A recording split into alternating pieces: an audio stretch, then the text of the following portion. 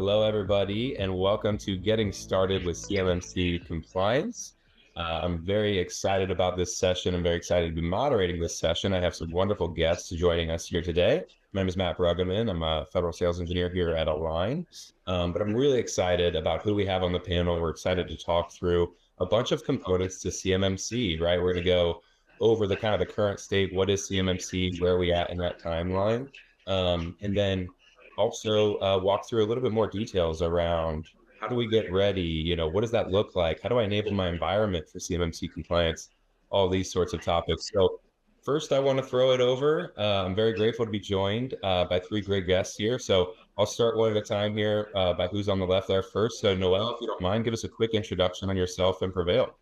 Absolutely, happy to. And thank you so much for having us. So I'm Noelle Vestal. I'm the compliance officer at Prevail. We're an end-to-end email and encryption and file storage solution. We're also zero trust, and we're very active in the defense industrial base and supporting our more than 1,500 customers with their journey to CMMC compliance. Wonderful. Thank you. We're excited to have you. And then Bridget from NetCov, if you don't mind, a quick introduction. Yeah. Thanks, Matt. I'm Bridget Wilson. I'm with Network Coverage, NetCov for short. I'm the Senior VP of Governance, Risk, and Compliance, and we are a technology solutions provider. Historically, we've been an MSP and now an MSSP, and also an RPO supporting defense contractors in the space. We've been tracking CMMC for quite some time. So we are, of course, providing ITAR level support for our defense contractor customers and support, similar to Noelle, end to end, starting the journey up through certification. Beautiful, thank you. And then we're also honored to have Scott here from Summit 7 as well. Scott, if you don't mind, a quick introduction. Absolutely. Thank you, Matt. Very happy to be here today. So I'm Scott Edwards, the CEO of Summit 7. We are also an MSSP. We have been in this space since 2016. We're 100% dedicated to the defense industrial base and federal contractor base as a market, and so that's all we do. Happy to be here with the rest of the guests and to talk about CMMC today. Perfect. Thank you. We're happy to have you all. So thank you again for joining us. Let's go ahead and dive into it. So I think it'd be helpful just to start out. Some people listening to this, they may or may not be familiar with what is CMMC, where are we at? Obviously, we'll get a little bit more into the weeds a little bit further on, but let's start with kind of a current state of CMMC, what it is. Obviously, at a high level, it's cybersecurity maturity model certification. It's basically the Department of Defense's method for validating that their supply chain is protecting the sensitive data, the federal contract information, the controlled and classified information that they are sending into the defense industrial base when they do work with their contractors. As you can see here, we kind of broke it into three main levels, but I'm curious, I'd love to throw it over to you guys. Obviously, I get asked a lot, what is CMMC? What are some of the main objectives of CMMC? But if you don't mind, Bridget, maybe we'll start with you. When you get asked, what is CMMC? What are some of the main points that you try to highlight in explaining not only what it is, but really its objectives and goals? Yeah, that's a great question. I do get asked that a lot. And I really, I try to steer away from, this is compliance. This is just another thing we have to check a box for. And I really steer those who are pursuing or curious about the certification to thinking about it more as a cybersecurity framework, which is, I feel, really the true intention. Of course, I always, refer back to NIST 800-171, the 110 controls where the CMMC originated, and talk about, sort of the journey from 800-171 up to CMMC and where we are today. It's part of the story, and it's really important to sort of understand the why. Yeah, I would just like to add to that. I mean, CMMC is really just an assessment and validation methodology for, the requirement set that's been in place specifically for DoD contractors since 2016, 2017. What happened was essentially the DFAR 7012, 252-204-7012 clause came out and said that basically all contractors were supposed to be NIST 801-171 compliant by the end of 2017. And then in 2018, 2019, the government, IG, et cetera, went out and started doing assessments of contractor compliance and found out that essentially none of the contracting base was doing the work. And so in 2020, we got CMMC 1.0. That was essentially the first, the first rendition, if you will, of this assessment methodology to ensure that DoD contractors were actually meeting the requirements that they signed up for back in 2016, 2017. So at its core, it's an assessment methodology. I love it. And Noel, just to piggyback off of that, maybe something that you could touch on, and obviously feel free to add anything else around kind of CMMC, its main objectives. Could you touch also a little bit on like who does this apply to, right? We have the different levels here, so maybe you could talk through that as well. But if anybody's watching this, they're hearing, okay, maybe I'm getting a sense of what CMMC is. Who does this actually affect? That's such a good question, and we get that all the time. So I'm sure you can imagine that members of the DIB, from the tiniest organizations onto the largest, are trying to find ways to execute CMMC correctly, and also which level of CMMC they're actually going to be expected to adhere to. The basic guidance that we have at this point is if you're a level 1, it's most likely because all you have is what is called the FAR clause. So there's a FAR clause talking about basic protection, and it's 17 individual controls, and we'll talk about that a little bit more. I know Bridget mentioned a little bit about NIST 800-171. So level 1 is basically a subset of 17 of those total 110 controls that come out of NIST 800-171. Then level 2, it's all the 110. So it's the 17 you have at level 1 plus all of the other controls for level 2. And then at level 3, even though it hasn't been absolutely totally finalized yet, we're pretty sure what it's going to be is an addition with what is called the extra sort of, additions to a couple of, I think it's like 24 different controls that are added to that. And level 3, we're not as sure about. Like I said, they're still processing and creating the assessment guide for that. So we're not 100% sure, but that is the idea so far. And whether or not you're going to have level 1, 2, or 3, again, it can kind of vary. If you're level 1, most likely you only have a FAR clause and you don't have a DFARS clause like what Scott was just referencing. DFARS 7012 is what we're pretty sure level 2 is going to be. And then level 3, we're not actually 100% sure yet for a lot of different contracts, but that'll come out soon. Yeah, we should know exactly what level 3 is going to look like here pretty shortly with the rule being published here in the next week or so. That'll we got through the proposed rule, we got to see what 24 controls they were, and we'll get to see if any of those changed as they release the final rule. And just on numbers wise, I mean, the numbers that you see, the number of contractors that are impacted by each one of these standards. DoD has come out various times, slightly different numbers depending on, which release you listen to. But in general, they talk about 300,000 companies being affected overall. 220,000-ish of those companies, being level 1, 80,000-ish of those companies being probably going to be level 2. And then around 2,000 companies is about what they expect on the level 3 side. So it's a wide ranging, a huge impact, and not to muddy the water any, but we've got the force UI clause right behind this, which could expand who this applies to ultimately by factor of 3 or 4. Yeah, absolutely. That's a great point. And that's actually a great segue, Scott. Actually, I'll pull up the next slide here. It kind of goes over the timeline. Like you mentioned, we very recently hit a major milestone, right? With the Office of Information and Regulatory Affairs completing their review of the 32 CFR rule, which solidifies the CMMC program as a whole, right? Could you I'd like to kind of open the discussion here to kind of elaborate on how important that is for the CMMC program and what that means for the timing going forward, not only of CMMC, but actually being able to get CMMC certified as well. Sure. Yeah. I mean, CMMC, the program, is what we're expecting to, that is what's in the 32 CFR Part 170 rule that is at the Federal Register today, and then we're just waiting on them to publish it. And so once that is published, it will have an effective date in it, and that date should be 60 days in the future. So if it is published in the next week or so, like is expected, because the Federal Register has now had it for 2 weeks. Typically, they publish within 1 to 2 weeks, so it's really any day now. And as soon as we hit that effective date, that's when certifications will be able to begin. And given 60 days from this week or next week, we're really looking at late November, early December. when we will be able to start seeing actual certifications, for record certifications taking place. And that's really going to kick off the market rollout, if you will. Now we still have to wait on the 48 CFR rule, and we can talk about that in a minute. But really, you know, I believe it's really going to kick off with the 32 CFR rule going final and then going effective late this year.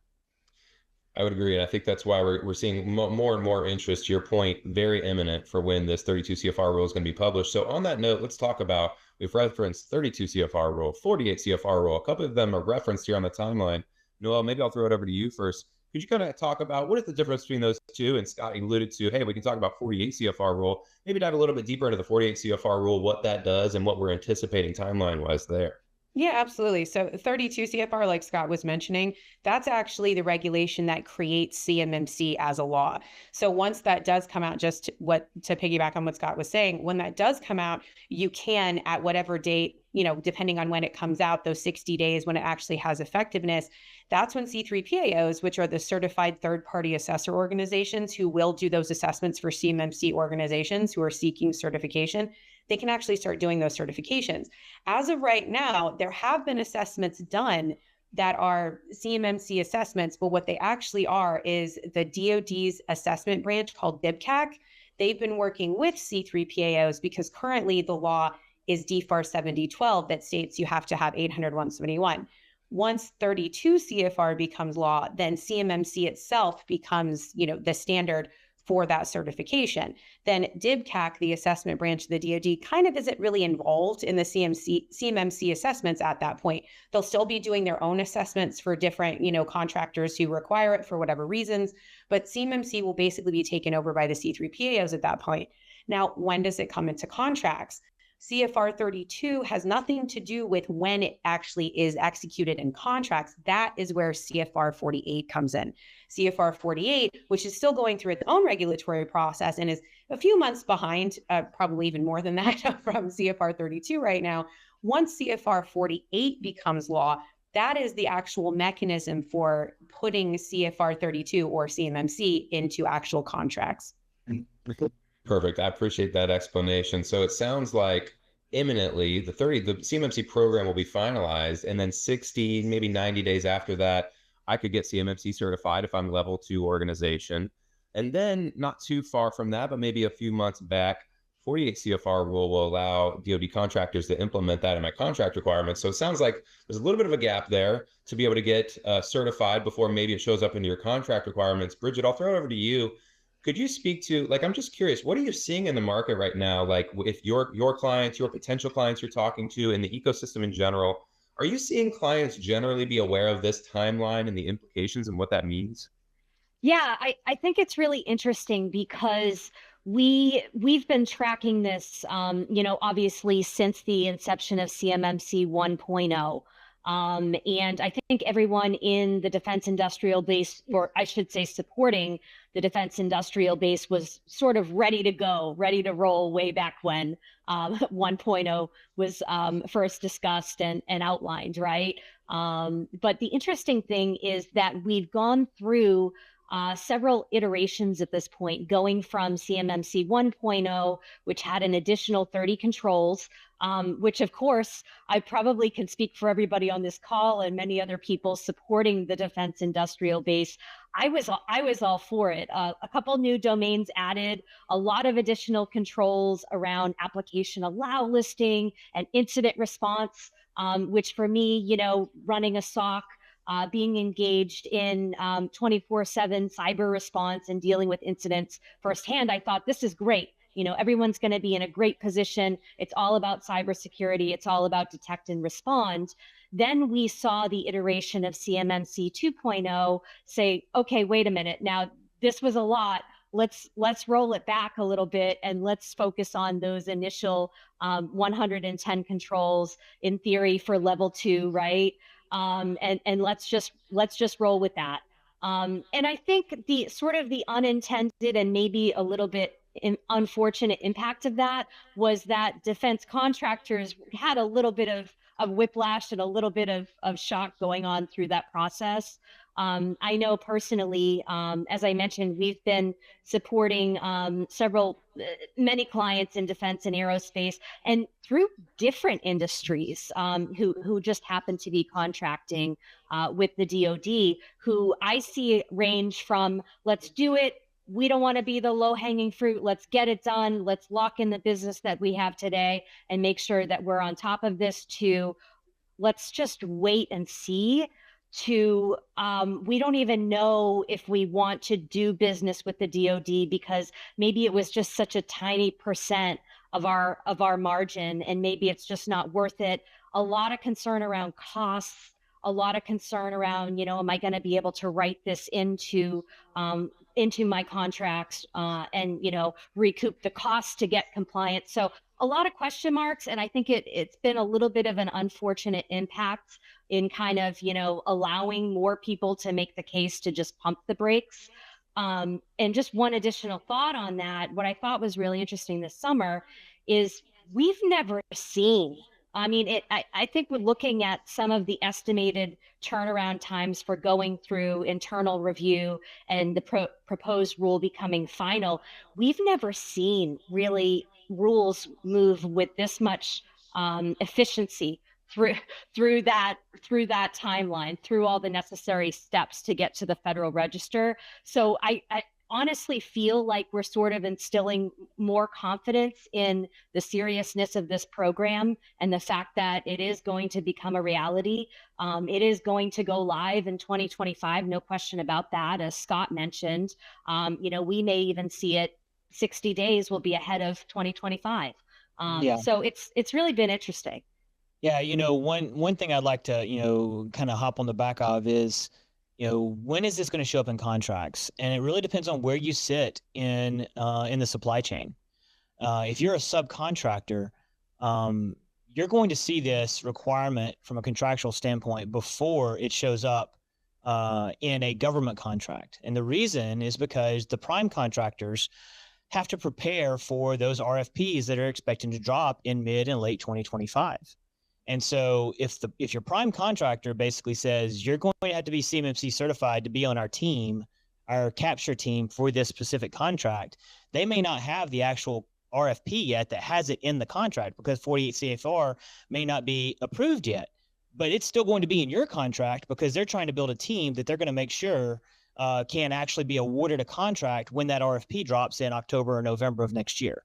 And so, the subcontractors are going to have to get this done faster, simply to be eligible to be on teams with these larger primes that are pursuing contracts that they don't know if the requirement's going to be in their contract yet. So they have to have a team that's ready to go for CMMC even before it actually hits their contracts. That is such a good point. And I love that you brought that up, Scott, because we have a lot of subcontractors that we work with at Prevail, and so many of them have already this year gotten letters and security questionnaires and all kinds of different requests from their primes asking them, hey, do you have a system security plan? Do you have the NIST 171 controls implemented? Where are you at? It's already started this year, and it's going to continue because, to Scott's point, absolutely. If you are a subcontractor and you think, I'm too small, nobody's going to check on me. Absolutely. Somebody's going to check on you. And if it's not the DoD directly, it will absolutely be your prime. Yeah. I mean, that's why, you'll hear Jacob and I and other people, talk about the market rollout versus the government rollout, right? The government continues to talk about this phased rollout. The phased rollout is irrelevant. It just doesn't matter. Mm-hmm. What matters is when 32 CFR goes effective and certifications are available, because that's when the primes are going to make sure that it's a requirement for the subcontractors. That's what matters.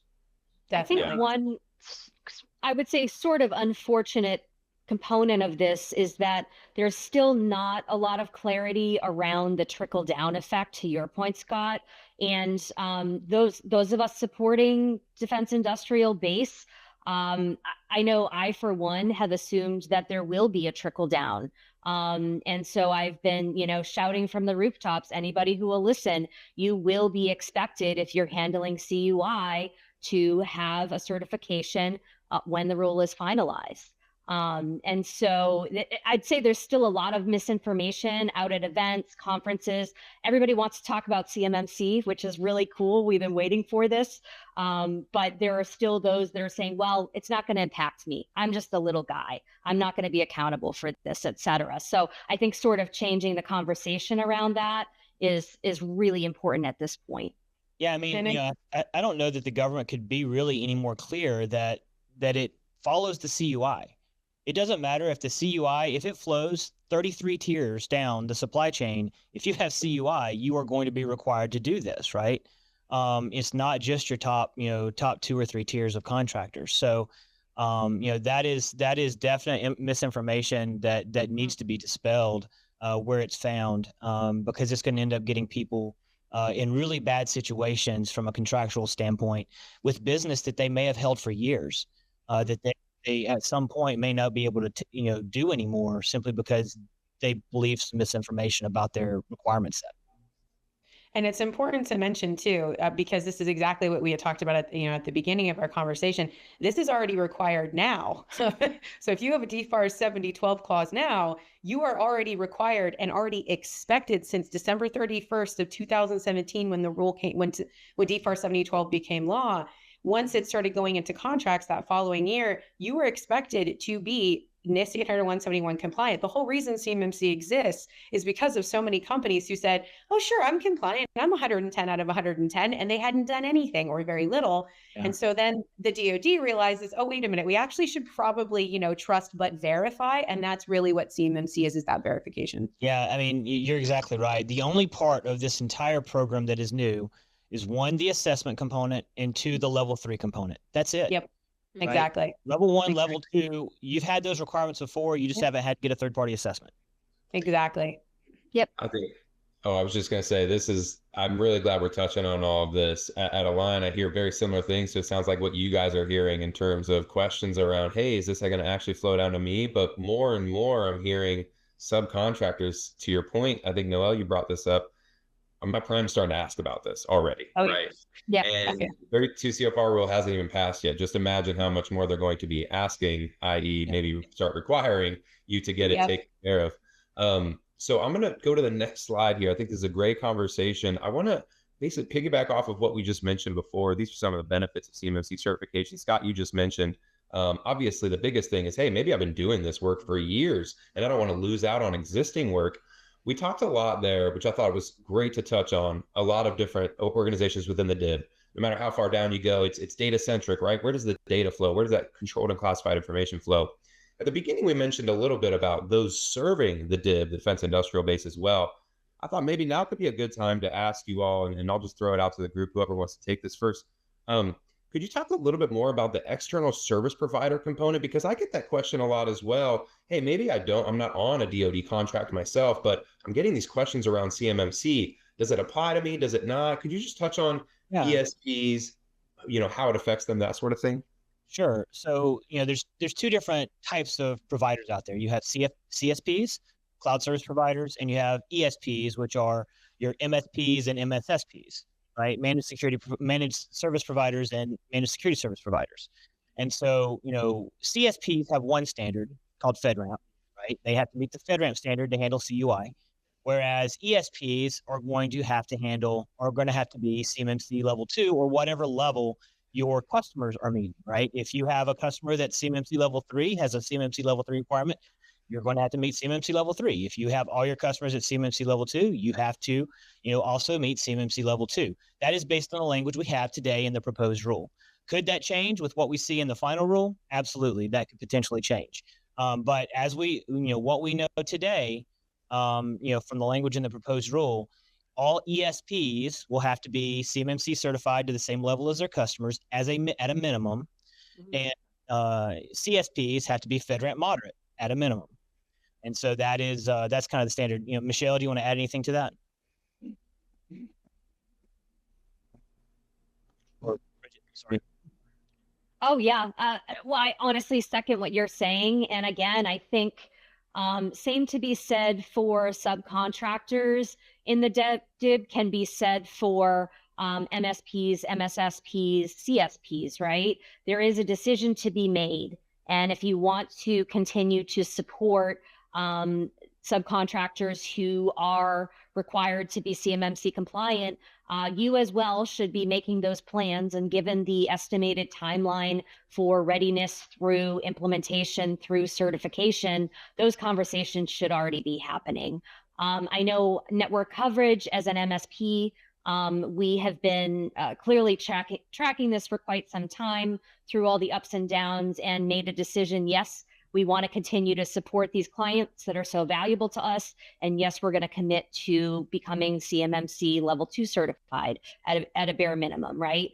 And I think we're seeing sort of, I will say, through vendor due diligence and through putting together packaging for our 800-171 compliant, soon to be CMMC compliant customer base, CSPs, there is equal as much hesitation around making the commitment to go for FedRAMP certification. I do see a lot of it's in the roadmap. I also see a lot of we just don't know yet. It might be in the roadmap, but we don't want to commit to it. So it's interesting, sort of in going through the exercises, particularly last spring and summer, of building a package for the clients where we're providing tool set to see where some of the cloud service providers are at. And again, just like our customer base, I've seen a few CSPs who said, yep, it's in our roadmap, we're working toward it. I've seen a few show up in the marketplace already. So very broad spectrum, but equally as important for service providers to be thinking about this and planning for it, and really to have started already. Yeah, it's a huge... right there where you said, where you said started already. I can't even tell you how many actually managed service providers that I've spoken to just at Prevail who have come to us and said, hey, I just heard about CMMC. I mean, like, this was in like the past 2 weeks.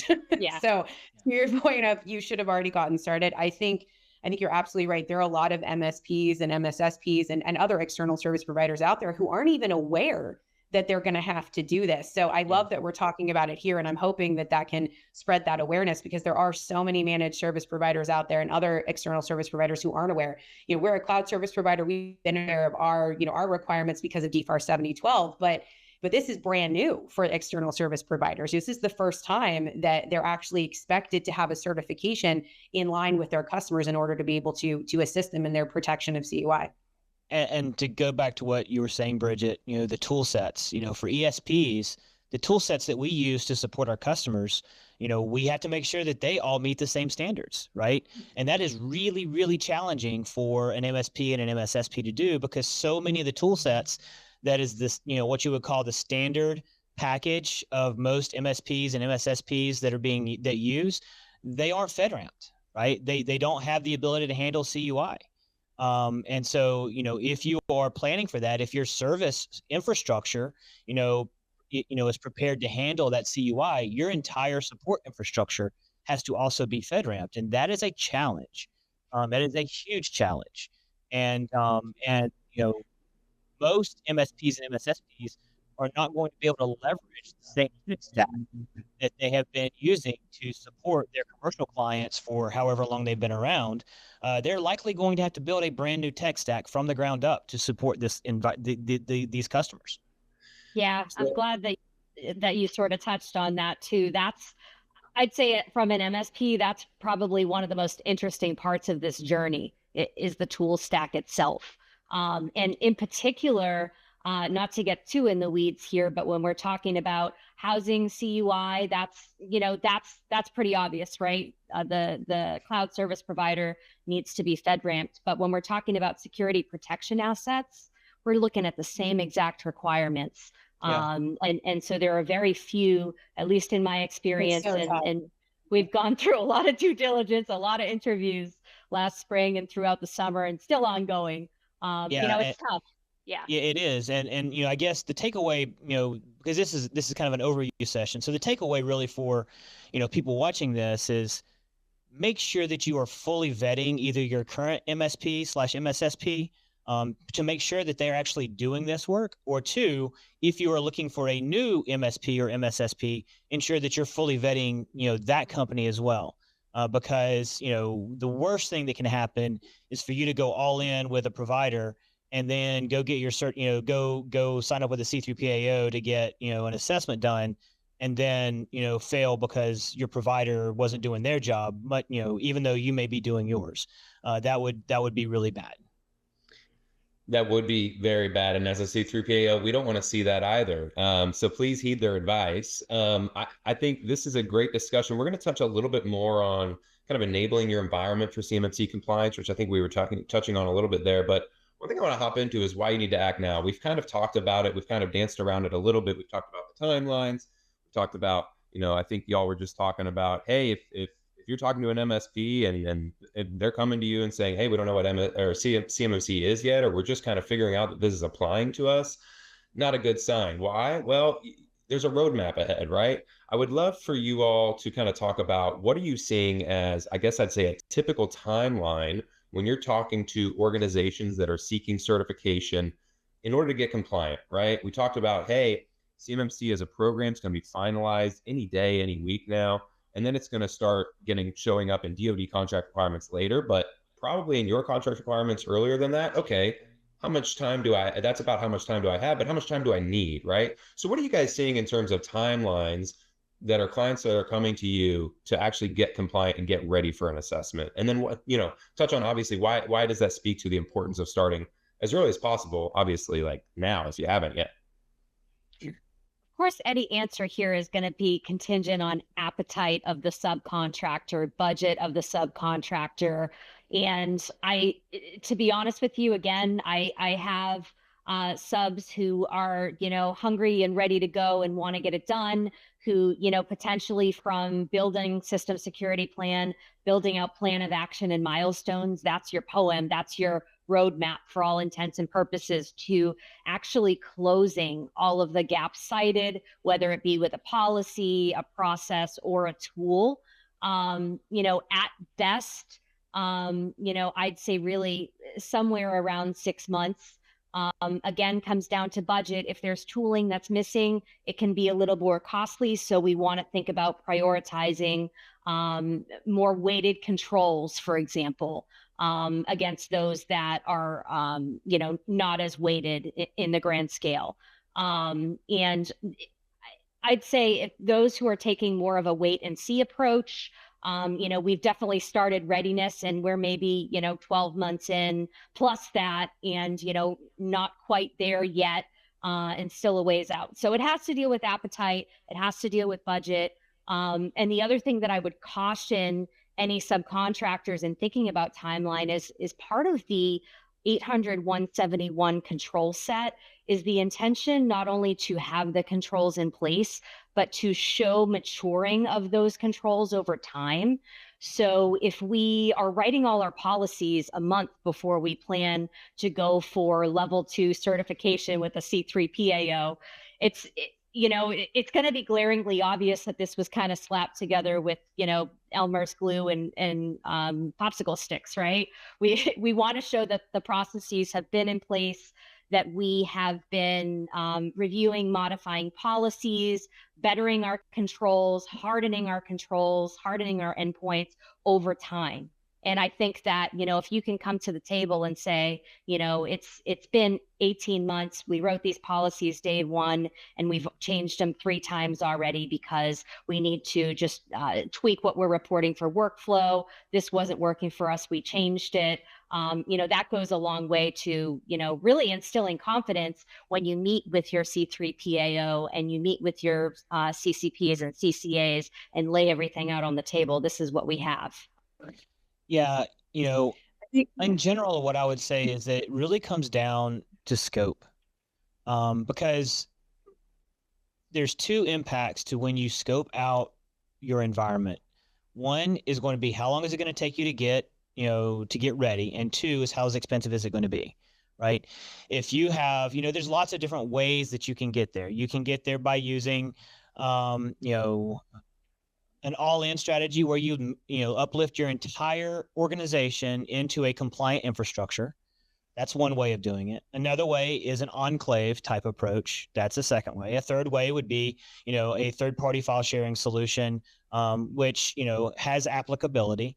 There and that scope is going to really drive how long it takes. In general, what we see is 12 to 18 months for the majority of companies.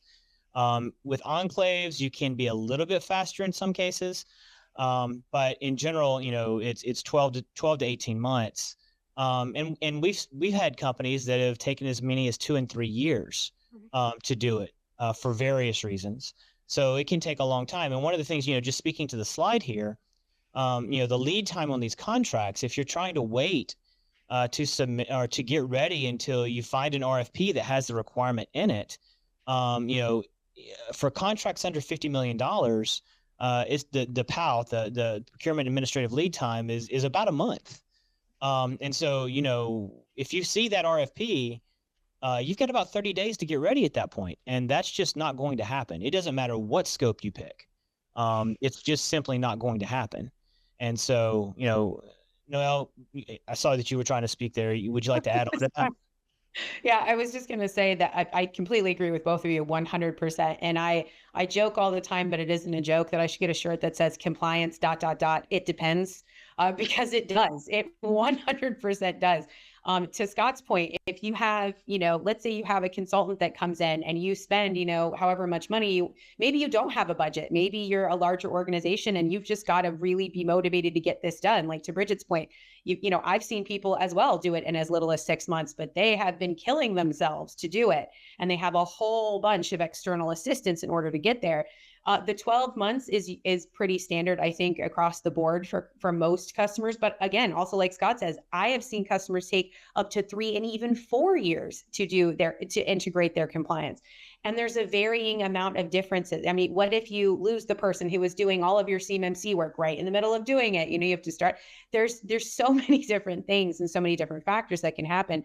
So to the point that Scott just made, which I think is an excellent one, if you're doing this as a business development tool, if you are doing this because you want to continue to gain more business with the DoD, you can't wait until the RFP drops. When that RFP drops, you might have a week, 2 weeks maybe to get something sent back. There's no way that you can get a CMMC implementation of 110 controls in that time. So if this is something, you have to think about the ROI. What is your return on investment? What are your business goals? Do you want to continue to make more money with the DoD? Or Bridget had mentioned this earlier, maybe you're like, this isn't enough money for us. Maybe it's a very small amount of your business. I've talked to customers who are like, I'm just getting out of this because it's only 5% of my income.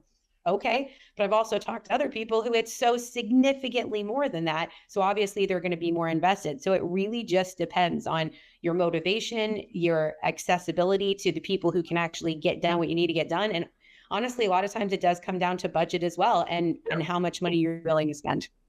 Fun consultant answer. It depends, but it really does, people. I'm glad we touched on the nuance of what it depends on, right? So let's go back to a little bit of like enabling your environment for CMMC compliance. Just one question I want to throw to the group here. I guess it's kind of a two-parter, but if anybody's listening to this, they're an organization that they think they might be affected. They think they might need a level 2 certification, but maybe they're very early or haven't started the process yet. What is the first step that you would advise for them to get on the right path towards CMMC compliance? And then as a follow-up, are there any common misconceptions that you see with clients looking to get compliant that you'd like to kind of throw out there and sort of correct for the masses here? Yeah, I mean, I will say on the first one, Scott mentioned this actually when you were talking about the CMMC and rolling it out. And I think that a lot of people have a misconception that this is either so difficult they could never ever do it, or it's so easy they'll do it in 5 minutes. It seems to be I very rarely talk to people who are very educated about CMMC, talking about just average organizations seeking certification in the DIB, those 80,000 companies we reference. There seems to be a lot of confusion. I think part of it is because unfortunately there isn't a lot of consistent information. Like there's not one place that all of the organizations seeking certification can go and get every update about CMMC directly from the government. So they're sort of piecemealing information from a lot of different locations, which can cause a lot of frustration. And I also think has definitely contributed to those people, like Bridget had mentioned, who are just sort of waiting and see, maybe we should, oh, well, there's so much churn, I'm not going to do this. I think there is a very common misconception that because of the fact that there has been what, a lot of members of the DIB see as churn, that CMMC isn't going to happen, or it's not something I really have to worry about, or what have you. But I hope that we all, in this conversation have dispelled that completely, and that this is something that is going to be happening and you're going to be expected to do. Yeah, I would say the first bullet there, just kind of like we talked about on the last slide, it's scope. You have to understand your data. One, you need to understand your contracts. What does your contract require you to do? And number two, you need to understand the data that you're getting. Where does that data flow in your organization? And then you have to start building out a scope to, bring all of that data, where the data flows, bring those data flows into scope. That's the first thing. Once you understand the data flows, then you pick some type of architecture. How are you going to technically approach it? Are you going to go all in? Are you going to go with an enclave approach? Are you going to use a third-party file sharing solution? What solution set is going to meet your data flow the best? And then, after that, it's about execution and building policy, procedure, documentation, and then executing the technical implementation aspect of it. And then finally, the most important thing, I think, is, it's the culture. This is not an IT problem. This is not a problem that you can hand to your CIO within your organization and be successful. This is a full culture change within your organization about how you do business and how you manage and protect data. And if you don't make that culture change, all the other stuff that you do is going to end up failing. So, yeah, that is so true. And if you don't make that culture change, this is something that I'm also amazed by. There are so many people out there who think they're one and done. Like, oh, I do this assessment and I'm done. Like that's it. I'm over, right? It's cool. I don't have to worry about it. No, every 3 years you have to do this again. And you can't just wait, like what Bridget said earlier, you can't just wait until a month before and then do all of your due diligence, quote unquote, a month before. That doesn't work. Every 3 years, you have to, the CEO or C-level person has to sign a self-assessment every year. Exactly. Right? Yep, I mean, this is not a every 3 year thing even. This is an everyday thing. Exactly. Because, you can't fall out of compliance and then get back in compliance for your yearly assessment and then fall out of compliance. You can't go back and forth. You just got to do it. You're married to this now, and you've got to execute. To piggyback a little more on identifying scope, I would say that is likely the number one biggest challenge for subcontractors is not knowing whether they are responsible for housing, FCI, CUI, and not knowing what clauses to look for in the contracts that they have today. For the longest time, I would say it's a gray area, right?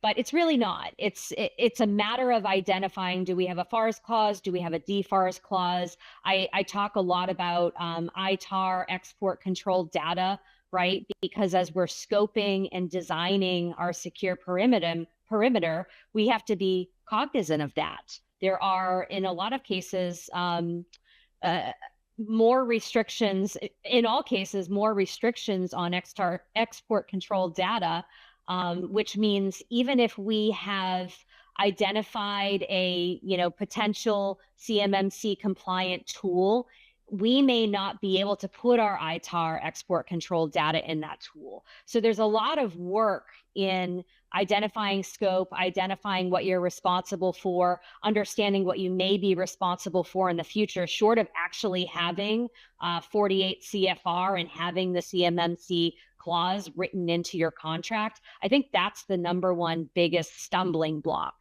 Then as we sort of get, past that, understanding what we have or what we may have, it's, the proof is in the pudding. Your budget, your everything is going to be contingent on how tight your perimeter is or how expansive your perimeter is. So a lot of organizations that we support in small and medium business traditionally have said, we don't know what we have, so we're just going to consider everything in scope, our entire organization. Now, if you have multiple offices, manufacturing facilities, shop floors, et cetera, now you're talking about take the physical premises control, multiply that by however many plants you have, right? So we're kind of moving away from that into, can we identify a secure cloud enclave to put the data? Can we ensure that those who have access, and when CUI is moving, maybe from a local environment up there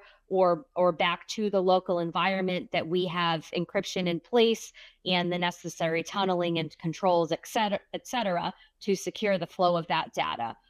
It really, I think Matt has seen sort of our scoping questionnaires when we meet a CMMC contractor who is, looking to implement, and the list of questions is pretty expansive, but it's not a one size fits all. It really comes down to what portion of your business is serving the DoD, and what your budget is, et cetera, and all the other things that I outlined.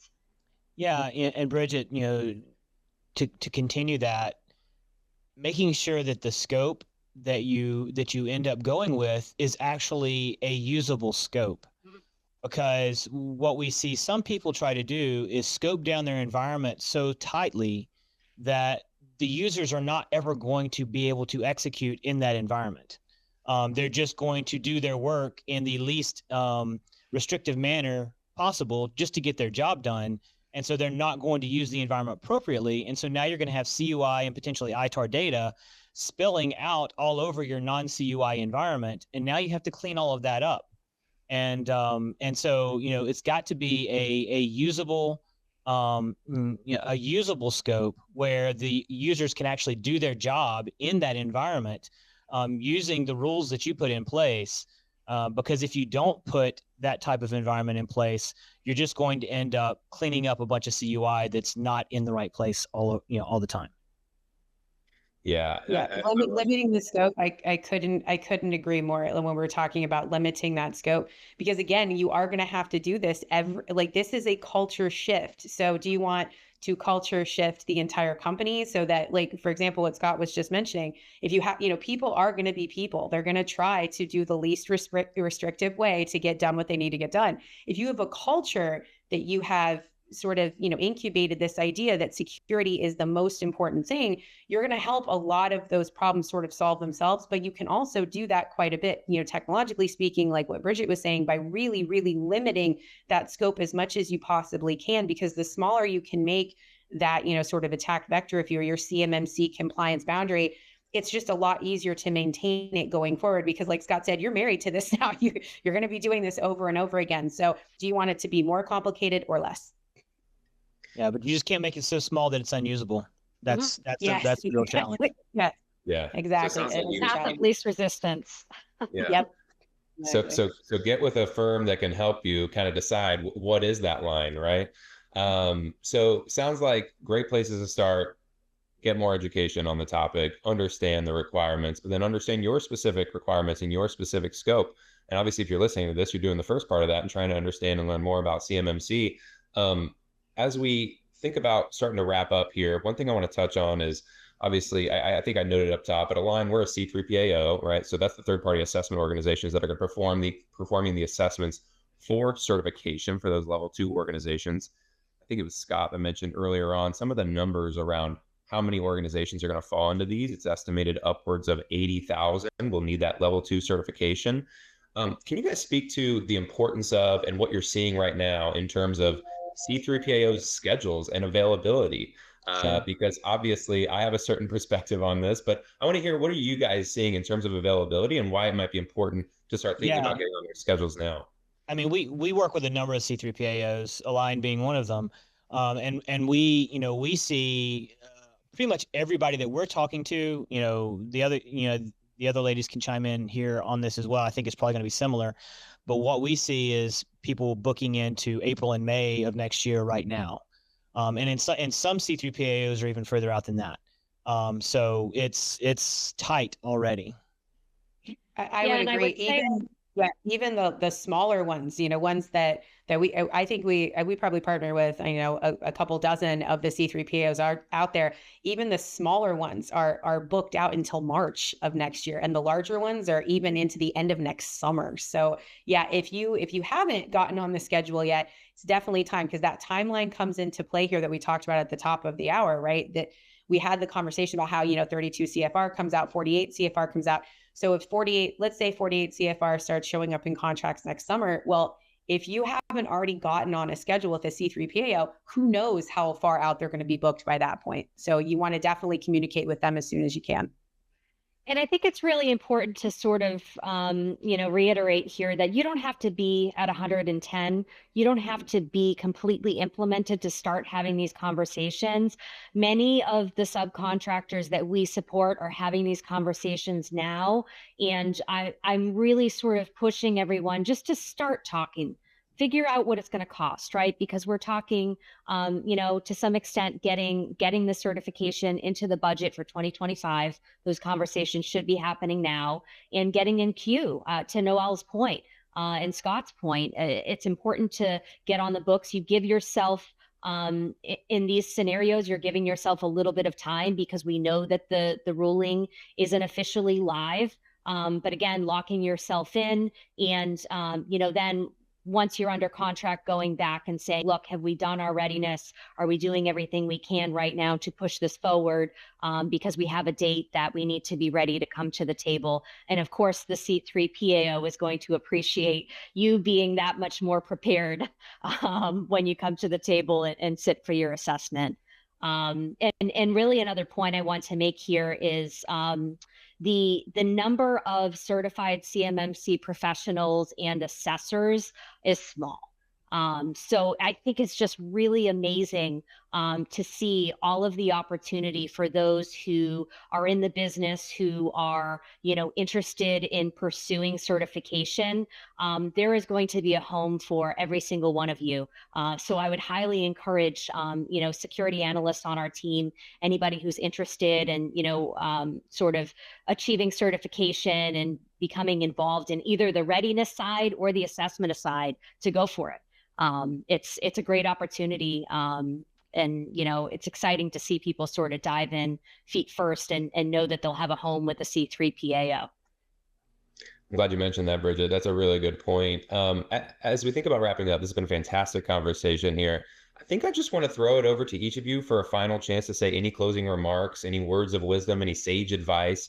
I know we've touched on a lot. We started with a high-level overview about what is CMMC, who does it apply to, why CMMC, why did we need this? Kind of talk through a little bit of the timelines, why it's important to get started when you need to get started, and how do I go about that? What's the first steps I should look towards CMMC compliance? I'll throw it over, maybe Bridget, I'll start with you. Any last closing remarks or thoughts that you want to embark on anybody who might be listening to this at any stage in their CMMC journey right now? Yeah, I'll touch on a comment I think Noel made a little bit earlier. This is not complicated, and there's a lot of maybe misconception that, this is going to be an overcomplicated process. If you're thinking about scope, you're keeping the perimeter small, but usable and workable for your staff. You have a partner in theory who is going to have done their homework, bringing you potentially a tool stack that is compliant and a support system that is compliant. It can be done. And so I think that the biggest message from me is not to get overwhelmed. I would 1,000% identify a partner if you haven't already who can help you with scoping and help you with perimeter design and thinking about data flow. We're going to be here with you from start to finish. We'll be here with you if you haven't started readiness through those initial conversations, all the way up through sitting with your C3PAO. I can speak for probably many providers in the ecosystem who, are not looking to throw a gap assessment at you and take off. We're looking to be here and partner with you and really take the load off your plate and get you compliant and help keep you compliant. That's perfect. And then Scott, maybe throw it back over to you. Any closing remarks or final thoughts for the group? Yeah, I would just say, just keeping it short, I would say the biggest thing is just get started. If you haven't started, you need to get started. It's going to take you, even if you take the bounds that we talked about today, 6 months to 24 months, okay, it's going to take you some time period that is not going to be insignificant to get this done. So just get started. If you need, reach out to me on LinkedIn. Even just have a conversation with somebody who knows what they're talking about, just to get started. LinkedIn is a great place to go. There's a lot of great information out on LinkedIn. The community is really rallied around that platform for information sharing, and I would encourage you to do some reading there. I love it. Obviously, Noel, we'll hand it over to you as well. Any closing remarks here? Well, I completely agree with Bridget and Scott on both of their points. And the only thing that I would add to that is make sure you do, I know we've said this multiple times throughout this, but I can't stress enough, do your due diligence. Make sure that any of those providers that you're working with understand CMMC, and more importantly, understand how CMMC applies to you and your organization. So that's something that we talk to customers about all the time. If you're looking for, an RPO or a C3 PAO to assist you in either readiness or assessing, is this an organization that understands your particular situation? Because again, everybody is different. Every member of the DIB has a different situation. Be sure that they understand what your requirements are specifically, and that you can, actually understand together that your scope is acceptable. They agree with your scope. That's a very big thing. An assessment organization, you want to make sure you pick one that actually understands and agrees with your scope before you start working with them. Guys, thank you so much. This has been a wonderful conversation. I cannot thank the three of you enough for joining us. I thought this was really helpful and hopefully insightful for anybody listening today. So Noel, Bridget, Scott, just thank you again. And to anybody listening, thank you for tuning in. If you have any questions from the C3PAO side, feel free to reach out to me directly as well. I'm happy to assist, as they said, and answer any questions that you have. But thank you all again so much, and enjoy the rest of the day. Thank you. Thanks, Matt.